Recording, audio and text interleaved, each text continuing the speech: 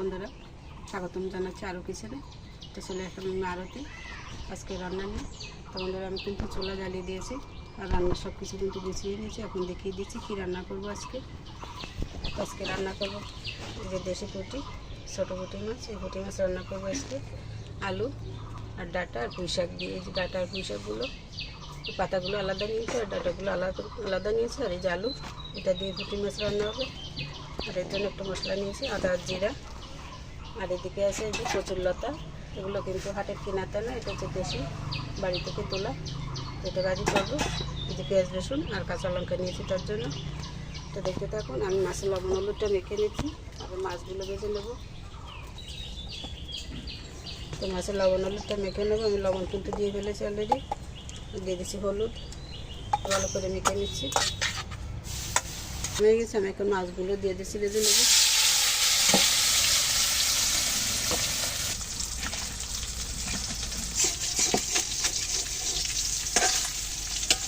মাছগুলোকে ডাকে দিয়ে উল্টিয়ে দেবো।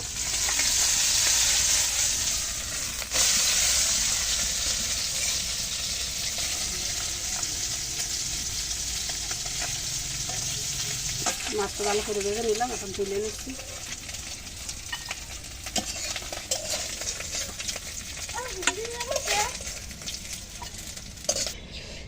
মাছটা যে ভেজে তুলে নিলাম, তেল গরম হয়ে গেছে। এখন আমি ফোড়নে দিয়ে দিচ্ছি কিছু রাঁধুনি,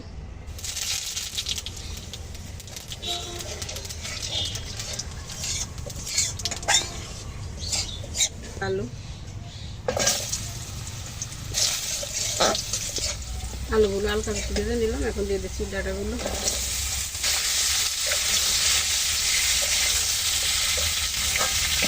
অনেক হলুদ দিয়ে দিলাম।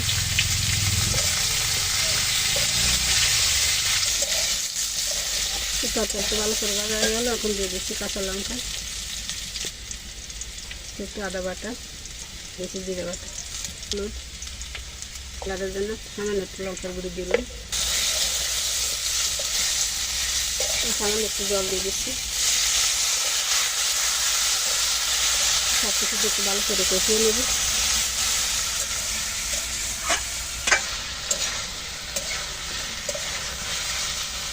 মশলা দিয়ে সুন্দর করে কষানো হয়ে গেল। আর মশলার থেকে দেখুন তেল ছেড়ে দিয়েছে, কষানোটা কিন্তু সম্পূর্ণ হয়ে গেছে। এখন গরম জল দিয়ে দেবো। জল দিয়ে দিচ্ছি।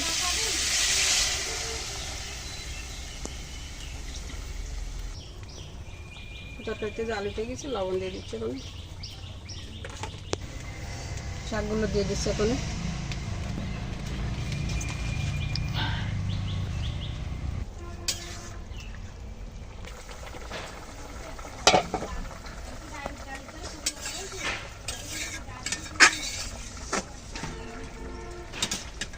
দিয়ে দিচ্ছি। খুব সুন্দর সিদ্ধ হয়ে গেছে, জলও কিন্তু ফিরে হয়ে গেছে। এখন আমি আর একটা আদা বাটা দিয়ে দিচ্ছি। এখন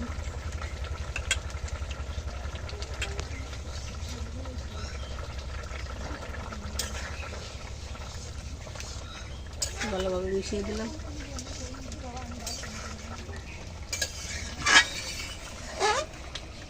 আমি এখন নামিয়ে নিচ্ছি।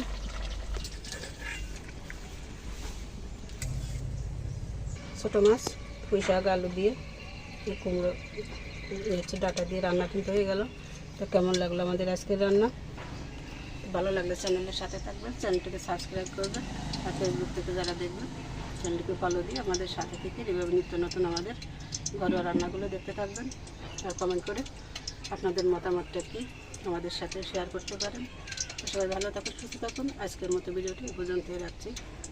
তো বন্ধুরা, নমস্কার জানাচ্ছি সবাইকে, আগাম শুভেচ্ছা জানিয়ে আমাদের সাথে থাকুন, দেখতে থাকুন আমাদের এইভাবে ঘরোয়া রান্নাগুলো। আর গরিব বলে বা ছোটো বলে কেউ অবহেলা করবেন না, কারণ আপনাদের বিন্দু বিন্দু ভালোবাসা নিয়ে কিন্তু আমি অনেক দূর পৌঁছে যেতে পারবো, সেই আশা রেখে আজকের মতো এ পর্যন্তই রাখছি। সবাইকে নমস্কার।